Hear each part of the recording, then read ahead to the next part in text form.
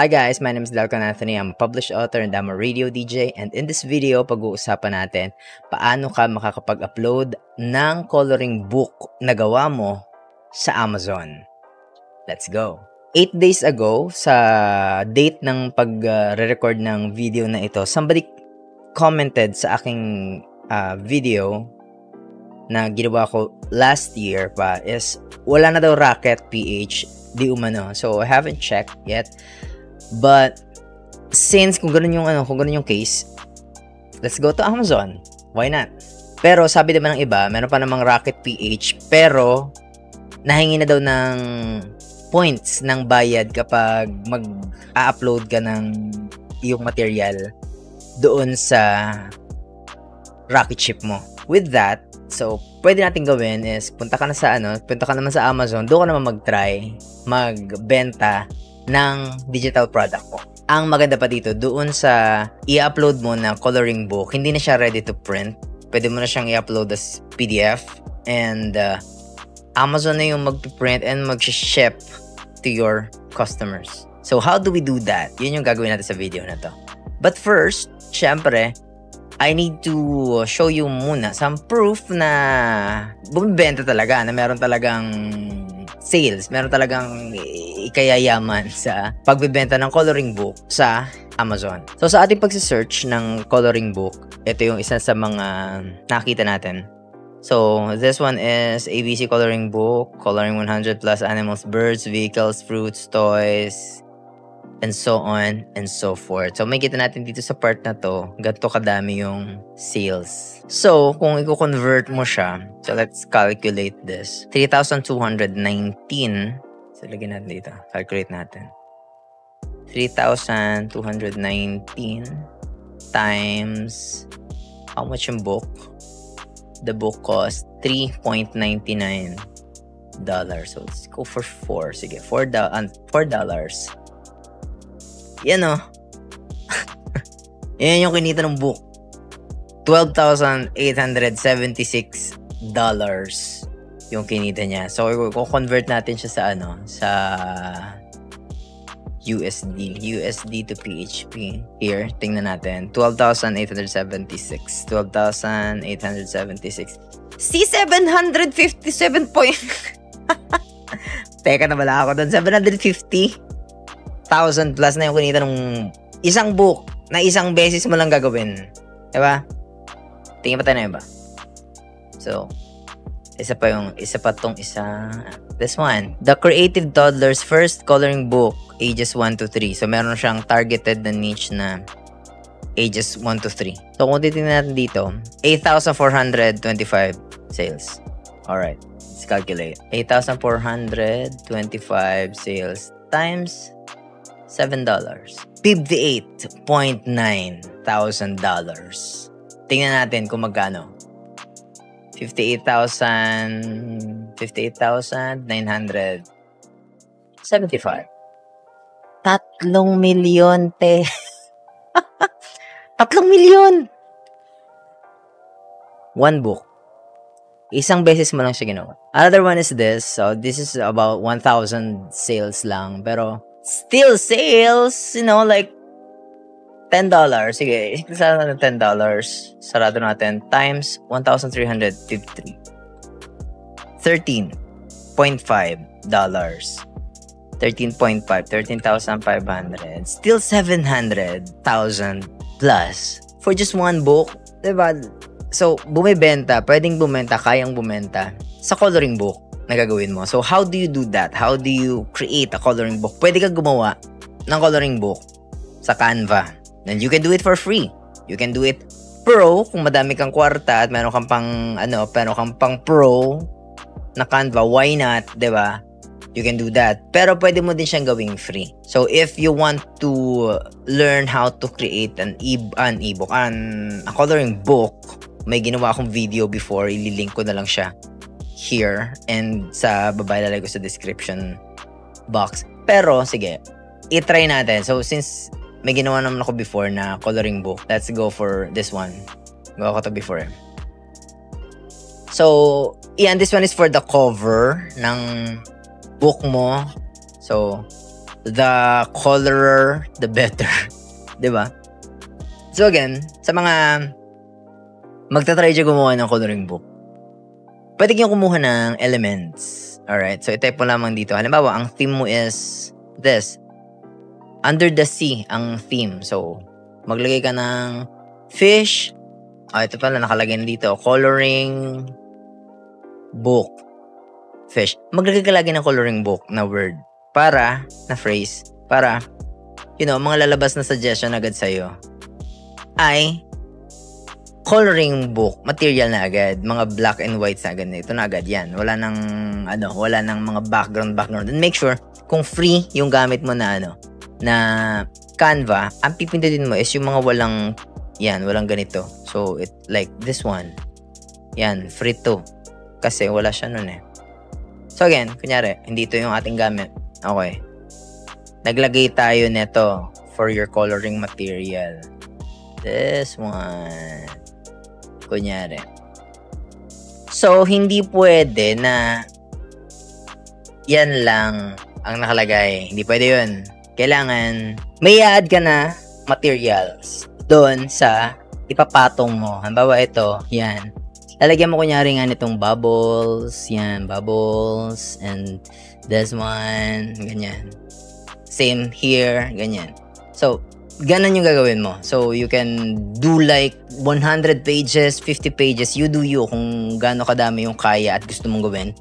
We're going to upload yung nagawa ko na before na coloring book. So, how do you upload your material sa Amazon? First is kailangan mong gumawa ng KDP account. So, pumunta ka sa kdp.amazon.com and then gumawa ka ng account there. And kapag may account ka na, kagaya ko, ito yung lalabas dyan. So, now ito yung mga naka-upload ko na sa aking account. By the way guys, kaka-release lang ng Wizards, The Heir of the Old Magic. Kung mahilig ka magbasa ng book, consider buying it on my Amazon. Mura lang, $9.99 lang. Anyway, for the sake of this video, I will try to re-upload my previous coloring book here on Amazon. Actually, naka-upload na siya sa Amazon, and for the sake of this video, I'm going to upload it again. Click here sa create new title or series. So in here, syempre, pindutin mo yung paperback. Paperback yun eh. Right. So here, kasunod na natin gagawin is language. So English ang ilagay mo dyan. Wala namang Filipino dito. At the same time, wala namang language dun sa coloring book mo. And then, the title. Color me. Kunyari, for example lang na ito yung title ng book mo. For your subtitle, halimbawa, pwede ka maglagay ng color me. A coloring book for 1 to 3 years old. Oh, yan. Pwede nilagay mo. And then for the author, syempre, author mo, o name mo ang ilalagay mo. So for me, this is my pen name. And then for the description, bahala ka na sa description kung anong description ng ilalagay mo. This is a coloring book. Guys, mind you the description is a very big thing. It's a very important thing pagdating sa mga ina-upload nyo sa Amazon. Because ito yung tinitingnan ng tao if bibilin ba niya. So, ano ba yung pwede mong ilagay dito? Ano yung nilalaman? Pwede mo silang i-hint sa kung ano yung nilalaman. Para kanino talaga yung book. I mean, kanino siya intended. So, kagaya sa nilagay natin dito kanina, intended siya for 1 to 3 years old. So, ilalagay mo din siya doon sa description mo na yun para sa mga 1 to 3 years old. Okay? So, yan. You own the copyrights. Lalagyan mo yan, click mo yan. Sexually explicit image or title, syempre no, di ba? Kasi ano yun eh. For kids to eh, di ba? Minimum of 1 age, maximum of 3. Kung yun yung target mo. Alright. And then, select your categories. Children's book. And activities, craft, and things, activity books. More like coloring books. Yan. So, ito yung gagawin natin. So, it's fiction? Non-fiction? Sige, lagyan mo ng fiction. Bala ka, ikaw bala kung ano yung pipili mo. Then same category. Alright. So for here, dito, yung mga keywords na gusto mong ilagay. Like, ano ba yung mga sinesearch nung audience na target mo? Halimbawa, coloring book or kids.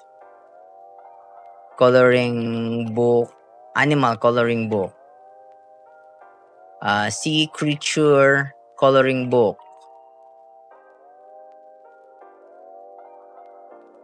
Coloring book for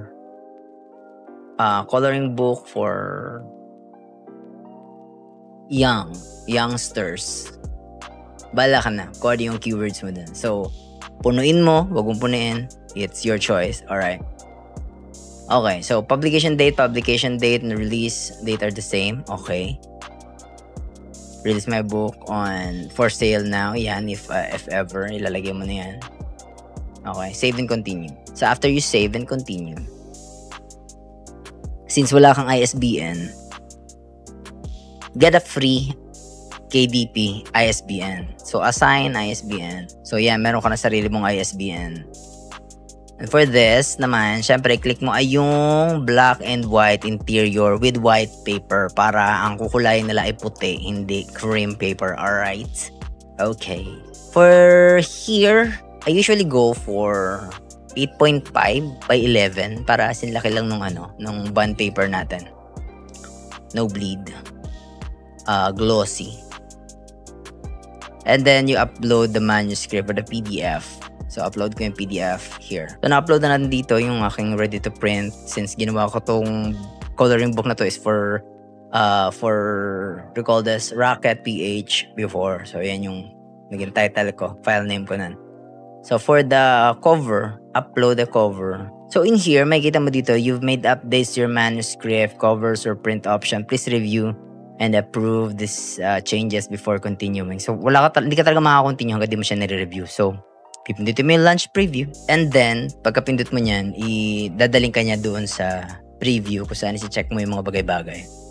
At makikita mo yung inside nung book na ginawa mo. So, in here, yan, makikita natin na merong error sa aking cover, which means yung size na nagawa kong cover before ay hindi akma doon sa ating size. So, ganyan yung nag-itsura. I-ano ko naman yan ni Amazon. Sasabihan kanya kapag hindi akma. So, you have to redo your cover. Pero here, makikita natin yung pinakang insides nung yan.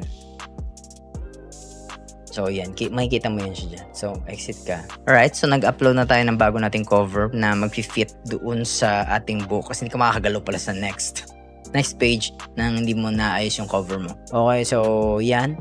Launch previewer. Yan. So, as you can see, okay na siya. Okay na napunan na natin yung hinahanap sa atin. And dahil okay ka na dyan, i-approve mo na. Kiklik mo tong approve. So, dahil okay na ang lahat, okay na ang everything, nandito ka na sa ikatlong stage, which is paperback rights and pricing. So, meron ka na nito. Black and white paper. Yan. Everything is good. Save and continue para sa pricing. So, in here, click mo yung all territories para worldwide siya. At ikaw na yung maglalagay, magsiset ng price mo. So, pinakang minimum is 5.68. Maximum is 250. So, kunyari, 9.99 yung nilagay mo. So, bahala ka nang mag-adjust for the other countries. So, for here, ito yung pinakang main, which is nasa US. So, ang printing cost mo is 2.84. So, ang iyong royalty per order sa'yo is $3. Which is 60%.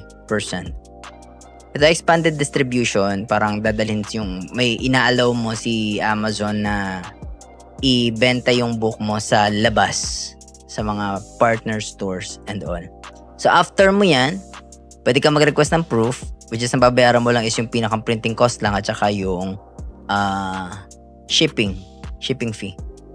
So bahala ka na kung gusto mo ng proof or not. So, kapag tapos ka na, pipindutin mo na lang itong publish your paperback book and hintayin mo na lang siyang maging okay. Mag-i-email sa yung Amazon and all. And that is how you upload your material sa Amazon. So, kung gusto niyo pa matuto ng madaming pwedeng puntahan para matuto kung paano gumawa ng coloring book at kung paano pakitain yung coloring book na ginawa mo sa Amazon. So, madami ka din pwedeng gawin. Pwedeng ibenta sa Amazon. Activity books, coloring book. For activity books, maglalagay din ako ng link here para panoodin mo yung ginawa kong video kung paano gumawa ng activity book. So, activity book, coloring book, journal, pwede mo gawin yun. So, yun yung mga tinatawag natin na low content na materials or na things dito sa Amazon. You can also create your own ebook. So, if you wanna create ebooks na ibenta din sa Amazon, pwede din. If you have your own book, if you have a novel of your own, you can also upload it sa Amazon at ibenta siya sa Amazon through ebook, paperback, hardcover, pwede yun. So that is how you upload your coloring book sa Amazon if hindi mo bet sa Racket.ph.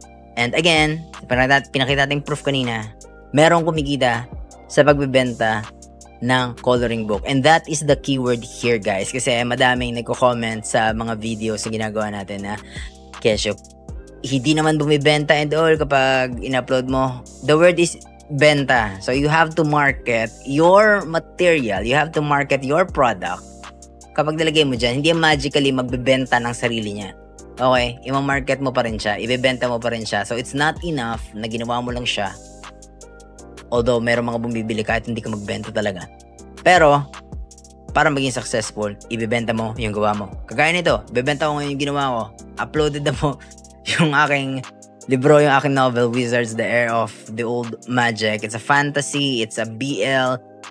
Nasa Amazon, nilalagay ko sa baba yung link ng Amazon store. You can order it there and enjoy reading. Anyway, for more videos, subscribe, like this video, and share it to your friends. And comment down below kung na-bad trip ka ba.